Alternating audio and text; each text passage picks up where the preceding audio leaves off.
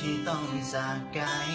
ได้เวลาไปตามความฝันแล้วเนาะเพื่อนเอ๋ยต่างคนต่างมีหอยยิ้ม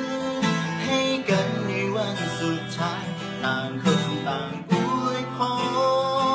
รให้กันและกันโชคดีให้มีอนาคตที่สดใสเหลือไว้แต่ลายเส้นที่ประทานสลับกันจนบ่รู้ว่าเป็นของใคร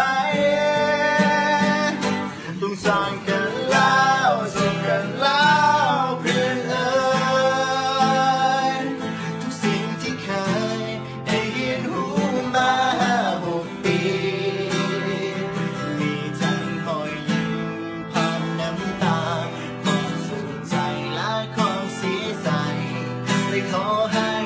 ลายเส้นเหล่านี้เป็นตัวแทนของคำว่าเพื่อน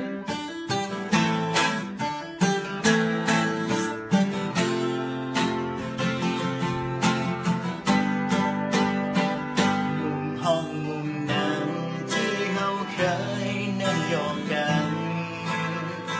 ฟ้าห้องบนนั้นเคยเขียนคำว่าลาสาวห้อง72ต้องสายกันแล้วเจอกันแล้วเพื่อนเอ๋ย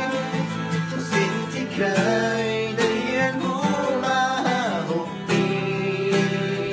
มีทั้งรอยยิ้มผ่านน้ำตาความสุขใจและความเสียใจไม่ขอให้ลายเส้นเหล่านี้เป็นตัวแทนของคำว่าเพื่อนในตอนนี้ทั้งเขาต้อง